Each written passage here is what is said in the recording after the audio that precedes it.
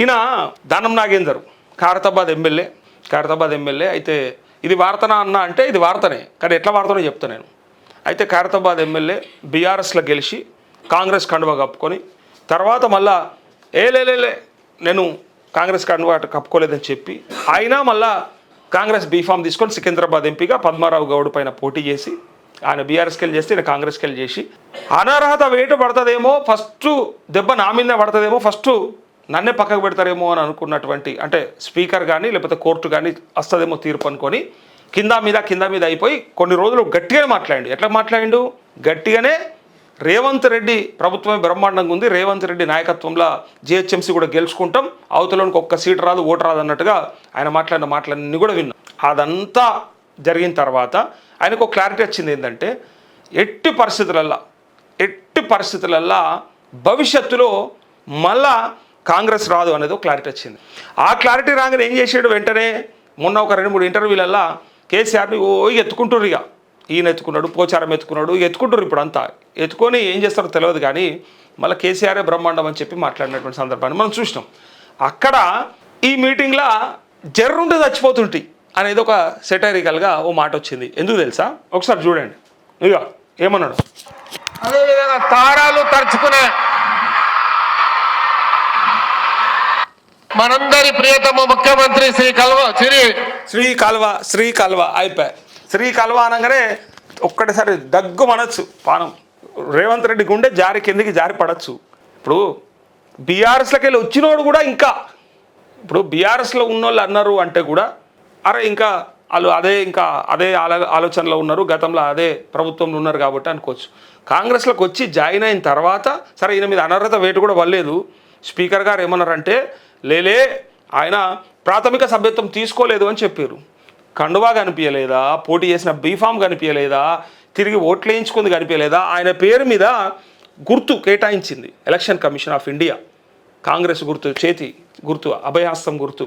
దానిపైనే పోటీ చేసి తిరిగి ఓట్లు కూడా అడుక్కున్నాడు. ఆ ఓట్లు కూడా కొన్ని వేసిరు కొంతమంది. సో అది కూడా కనిపించకుండా స్పీకర్గా సరే ధృతరాష్ట్రుడి మాదిరి అని చాలామంది కామెంట్ చేసినా నేనేం చేయను. సో ఆయన కనిపించిందా కనిపించలేదా నాకు తెలియదు, కానీ అక్కడ ఏమైందంటే అనర్హత వేటు పడలేదు. ఆ అబ్బర కొడుక బయటపడ్డా అని అనుకున్న వెంటనే ఇక ఇంటర్వ్యూలలో కేసీఆర్ గురించి పొగుడుతూ పుసుక్కున నిన్న ఒక మాట అన్నాడు, కల్వకుంట్ల అన్నాడు. కల్వ అనగానే ఆడు ఉన్నోళ్ళందరూ పానం ఒకటేసారి జల్లు అన్నది. అబ్బర కొడుక అన్నాడు, పెట్టిండ్రా. మనందరి ప్రియతమ ముఖ్యమంత్రి శ్రీ రేవంత్ రెడ్డి గారికి అదేవిధంగా తారాలు తరుచుకునే రేవంత్ రెడ్డి గారి ముఖం చూస్తే నిజంగా ఎంత బాధేస్తుందంటే కొన్నిసార్లు ఏమే దానం అన్నా ఏందే ఇంత పెద్ద పని, ఇంత పెద్ద తప్పు చేయబడుతుంది. నేను మంచిగా జాయిన్ చేసుకుంటే పార్టీలో బీఫామ్ కూడా ఇప్పిస్తే నేనే ముఖ్యమంత్రిని నీతో ప్రచారం కూడా వస్తే ఇలా నన్ను ముఖ్యమంత్రిగా గుర్తించవేందని నిజంగా ఇది మాత్రం ఎవరికి రాదు.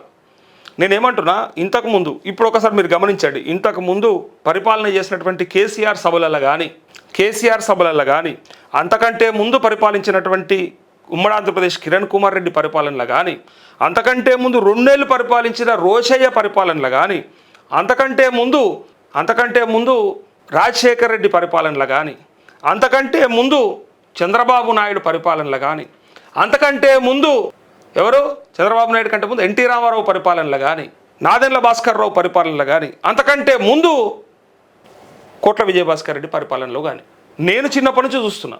కోట్ల విజయభాస్కర్ రెడ్డి మా ముఖ్యమంత్రి అని నేను 5వ తరగతిలో ఉన్నప్పుడు చూసినట్టున్నా. సో అప్పుడు 5-6వ తరగతిలో విన్నా.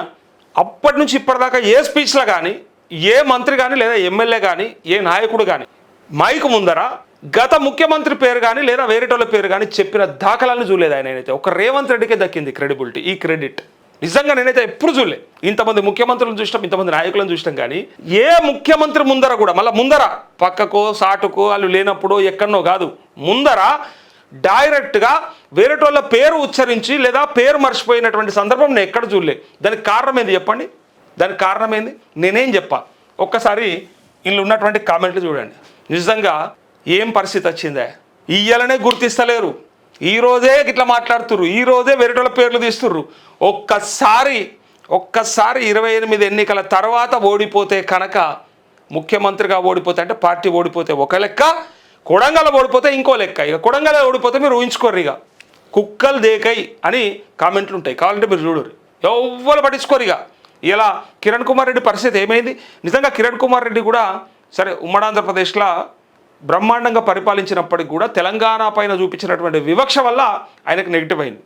సరే ఆయన వేసినటువంటి పోస్టులు, అప్పుడు ఆయన తీసుకొచ్చినటువంటి పథకాలు కొన్ని మంచిగా ఉన్నప్పటికీ ఆయన చేసినటువంటి తప్పిదం ఏంటంటే ఉమ్మడి ఆంధ్రప్రదేశ్గా కలిసి ఉండాలి, యునైటెడ్గా కలిసి ఉండాలని చెప్పి చేసిన ప్రయత్నంలో బెడిసి కొట్టింది. అంటే తెలంగాణ పైన కొంత విషం జిమ్మిండు. ఒక్క రూపాయి కూడా ఏం చేసుకుంటారో చేసుకపోర్రి, లేకపోతే గులకరాలు చూపించి, లేకపోతే కట్టెపుల్లలు చూపించి ఏవో చేసాడు కదా. సో అక్కడ డిస్టర్బ్ అయింది తప్ప లేకపోతే అట్లాంటిది ఏమి ఉండకపోతుండే. ఉద్యమాన్ని గౌరవించి ఉంటే ఏం కాకపోతుండే. ఉద్యమాన్ని తొక్కి పెట్టాలనో లేకపోతే అసలే రాజశేఖర రెడ్డి పోయిన తర్వాత బ్రహ్మాండంగా నడుస్తున్నటువంటి ఉద్యమాన్ని ఈయన ఏదో చేద్దాం, నేను ఏదో చేస్తా, కలిపి ఉంచుతా అని చెప్పి సోనియా గాంధీకి మాట ఇచ్చిండో మరి ఏం చేసిండో తెలియదు, కానీ ఆగంలో పడ్డాడు అంతే తప్ప నిజంగా వేరు లేకపోతే ఆ పరిస్థితి ఉండకపోతుండే. ఇలా ఆయన అట్లాంటి తప్పిదం చేయడం వల్ల, చారిత్రక తప్పిదం వల్ల ఆయన చరిత్రహీనుడుగా మిగిలిపోయింది. అందుకే బయట ఎక్కడన్నా పోతే ఎక్కడ విలువలేదు. అటోళ్ళు అటు నమ్మలేరు, ఇటు నమ్మలేదు, తెలంగాణ వాళ్ళు నమ్మలేదు, ఆంధ్రోళ్ళు నమ్మలేదు. తర్వాత చెప్పు గుర్తని అదని ఇదని ఏదో పోటీ చేసాడు, ఏదో ఎమ్మెల్యే కూడా గెలవకుండా పోయాడు. ఈ పరిస్థితి మళ్ళీ రేవంత్ రెడ్డికి కిరణ్ కుమార్ రెడ్డి కంటే దారుణమైన పరిస్థితి వస్తుంది. అప్పటి కిరణ్ కుమార్ రెడ్డి ముఖ్యమంత్రి కంటే కూడా దారుణమైన పరిస్థితి వస్తుంది. దానికి కారణం ఏంటంటే పబ్లిక్ పెట్టినటువంటి కామెంట్లో చూడరు మీరు. పార్టీ ఓడిపోతే పర్వాలేదు, కానీ ఒకవేళ రేవంత్ రెడ్డే ఓడిపోయింది అనుకో, కొడంగల్లో రేవంత్ రెడ్డి ఓడిపోతే వచ్చేటువంటి పరిస్థితి ఎట్లా ఉంటుందంటే మనందరం కూడా చూస్తాం ఏమవుతుంది అనేది.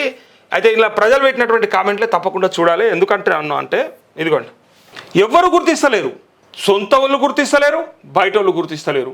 ఇదేం కర్మరా నాయన అన్నట్టు యాక్టర్లు గుర్తిస్తలేరు, ఒక అధికారి గుర్తిస్తలేడు.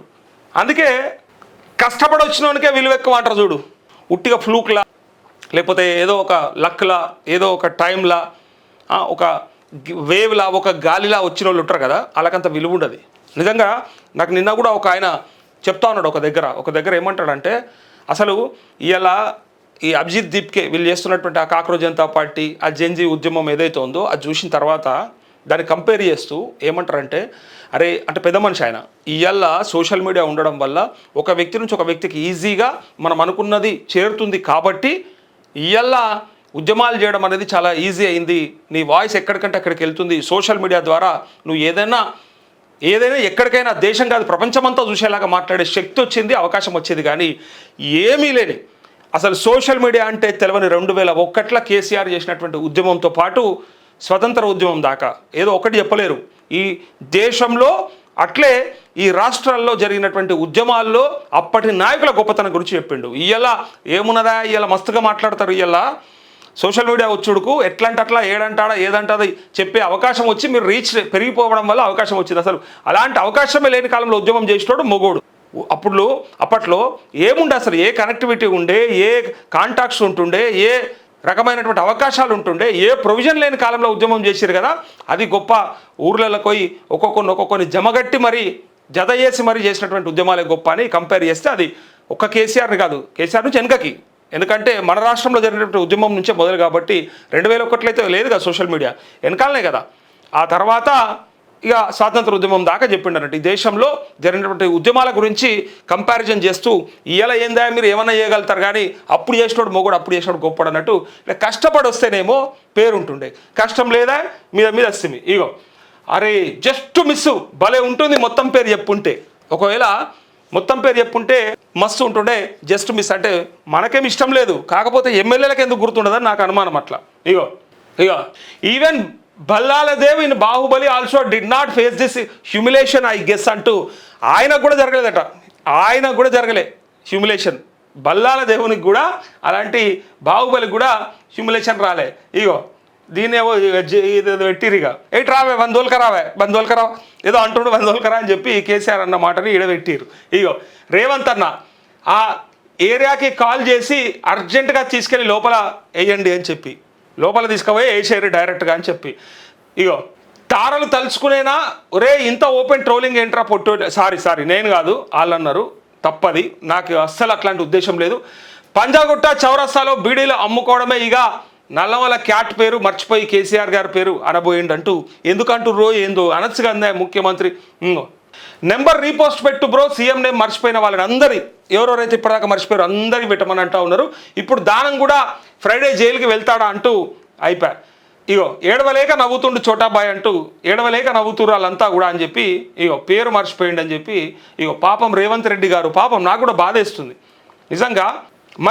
మరీ జస్ట్ మిస్ అయిందంటే ఇది అబ్బా జర్రుంటే చచ్చిపోతుంటారా. ఆయన బయటకు వచ్చి నాకు తెలిసి దానం నాగేందర్ స్టేజ్ దిగగా అనుకోండొచ్చు, అంటే స్పీచ్ కాడికి పక్క పోడియం పక్కకి అప్పటి కొడుకు జర్రుంటే చచ్చిపోతుంటే ఇప్పటికైనా ట్రోల్ అవుతుండు. శ్రీ కల్వా అన్నాడు అంటే సరిపోయా. కా అంటే ఏంది, కల్వా అంటే ఏంది, ఇంకేంది ఇంకా అసలు ఎవరి పేరు చెప్పబోయి ఎవరి పేరు చెప్పిండు అనేది ఇలా. ఇగో కల్వకుంట్ల అనగానే స్టూడెంట్స్ రియాక్షన్. ఇగో ఇంకా చూడండి ఇక క్రౌడ్ రియాక్షన్ ఆసం, ఎంతైనా కేసీఆర్ను కలుసుకోవాల్సిందే అని రకరకాలుగా క్రౌడ్ క్రేజీ ఎరప్టెడ్ అంటూ అలవాట్లో పొరపాటు అంటూ టాక్ అయ్యింది దెబ్బకి అంటూ ఇగో ఇంకా రకరకాల కామెంట్స్తోని మొత్తానికైతే దానం నాగేందర్ అయితే ఆగమాగమైపోయాడు. దానం నాగేందర్ని గతంలో రేవంత్ రెడ్డి చాలా విమర్శించిండు, యాదికుంది.